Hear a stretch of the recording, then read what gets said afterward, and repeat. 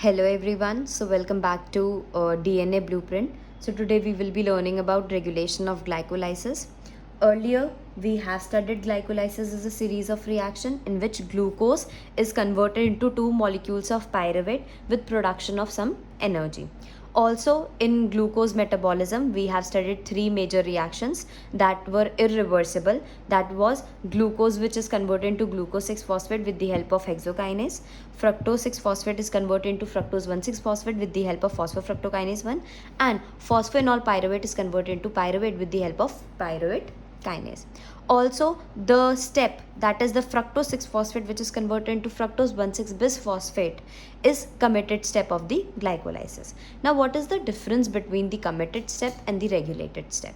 In regulated step, suppose the glucose 6 phosphate, which is produced by the metabolism breakdown of the glucose with the help of the hexokinase, can be channeled to various metabolic pathways such as uronic acid, glycogen, pyruvate. But the fructose 1 6 bisphosphate, which is produced from fructose 6 phosphate with the help of phosphofructokinase 1, can only has only one phase and can lead to production of pyruvate. Thus it is the committed step of glycolysis, and these three are the regulated step of the glycolysis. Also, before beginning actually with the regulation of the glycolysis, let me tell you with mechanism through which metabolic pathway can also be regulated. So metabolic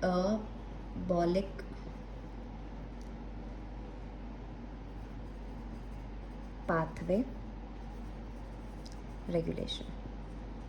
So what are the mechanism through which metabolic pathway can be regulated? So one is the availability of the substrate. Availability of the substrate. Other is allosteric regulation.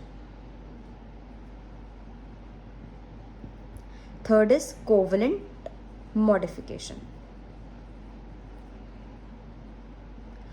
Fourth is induction, that is at gene level. So this is the mechanism through metabolic pathway can be regulated by the availability of the substrate, by the allosteric regulation, covalent modification and induction. Now further, now we will be starting with the regulation of the hexokinase. So we know glucose is converted into glucose 6 phosphate with the help of hexokinase or glucokinase. Now, what is the difference between the hexokinase we are using and glucokinase? So, hexokinase is produced majorly in all cells of our body, and it can act on glucose, fructose and maltose. So occur in all tissues, act on glucose, fructose, mannose.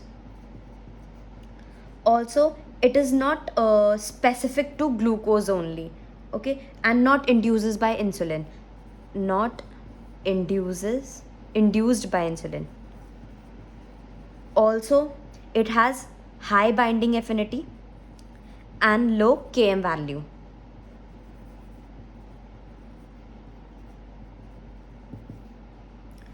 And inhibited by glucose 6 phosphate. If the concentration of glucose 6 phosphate in the cell is high, so it will lead to feedback inhibition of the hexokinase. Inhibited by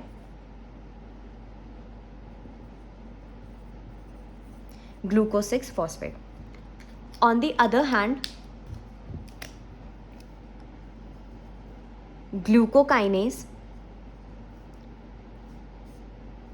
is found in liver and beta cell of pancreas. Also, it is specific to insulin and glucose. it is specific to glucose and induced by insulin and glucose. If in body the concentration of insulin and glucose is there, so it lead to induction of the glucokinase. Induced by glucose and insulin. It has high Km value and low binding affinity.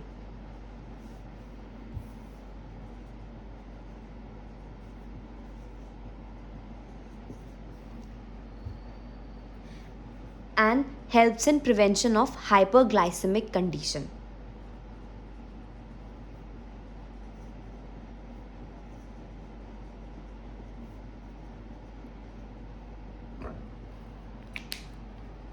Now I will be talking of this is the regulation of the hexokinase.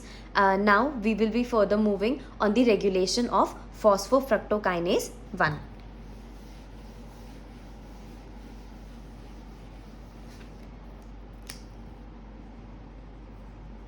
Regulation of phosphofructokinase 1.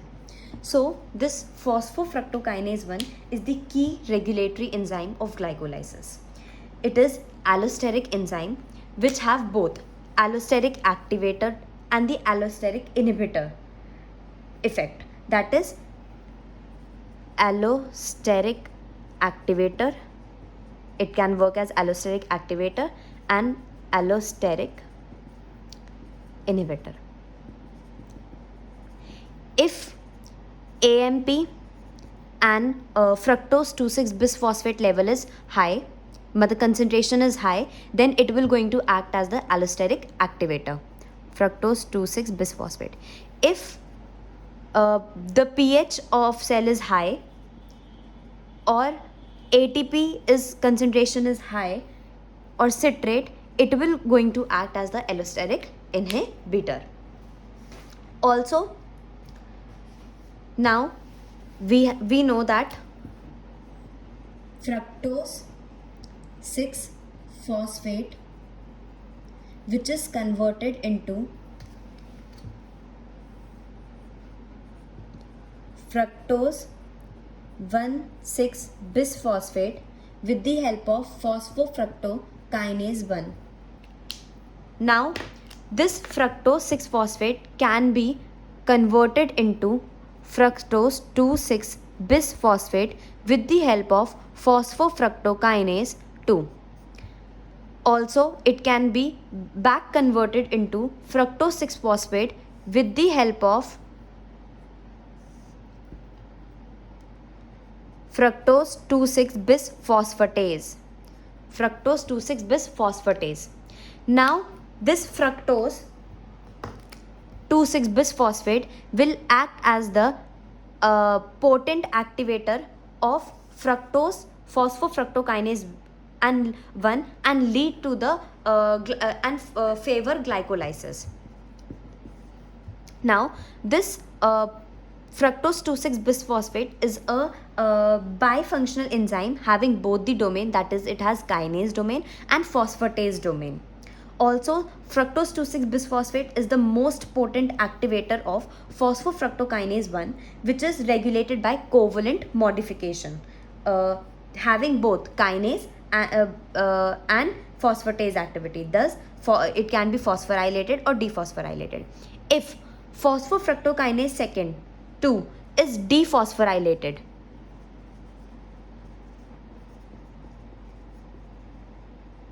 thus it is active. If it is dephosphorylated, phosphofructokinase 2, so it is active, and if it is active, so it will convert fructose 6 phosphate to fructose 2,6 bisphosphate, and this fructose 2,6 bisphosphate will act as a potent activator of phosphofructokinase 1, and this phosphofructokinase 1 then lead to the conversion of fructose 6 phosphate to fructose 1,6 bisphosphate. Okay, and thus favor glycolysis. So when the concentration of glucose is high in the cell, or in the blood, or high in insulin, high concentration of insulin, So dephosphorylation of the phosphofructokinase second to take place. Dephosphorylation of phosphofructokinase to take place, and thus lead to activation of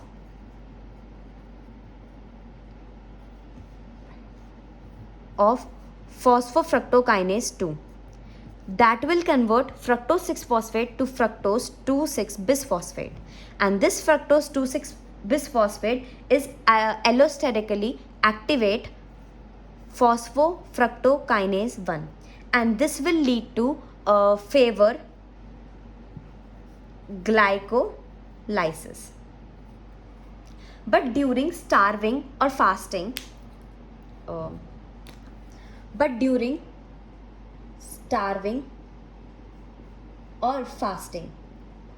when glucose level or concentration is low in the body, glucagon is secreted.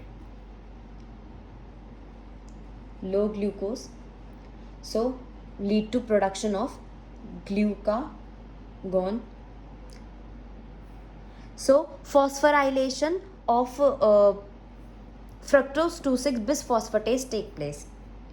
So phosphorylation of fructose 2,6 bisphosphatase take place, and this lead to activation of fructose 2,6 bisphosphate by phosphorylation. Now this active fructose 2,6 bisphosphatase will lead to production of fructose 6-phosphate, and glycolysis is not favored.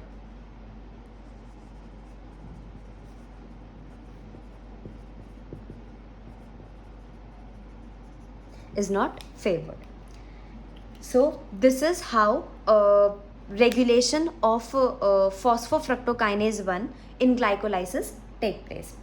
Also, this is the committed step of the glycolysis. Further, now we will be discussing about regulation of pyruvate kinase. So now we will be studying regulation of pyruvate kinase.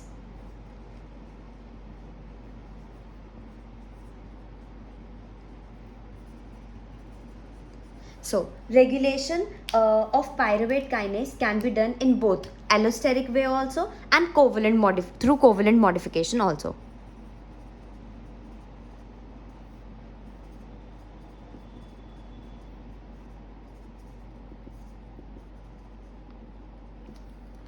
Now this pyruvate kinase active in dephosphorylated state and inactive in phosphorylated state.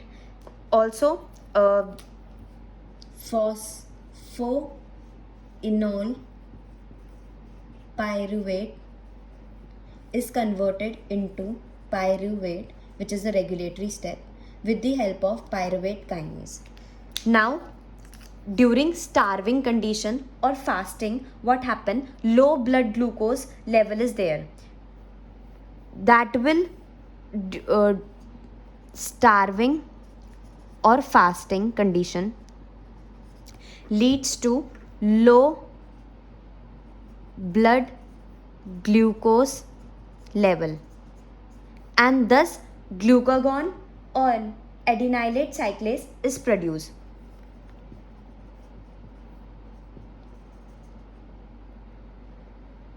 Adenyl cyclase is produced. Now this adenyl cyclase will convert ATP to cyclic AMP. Now this cyclic AMP will activate for protein kinase A. Protein kinase A to active form. Active protein kinase A. Now this protein kinase A will lead to inactivation of the pyruvate kinase.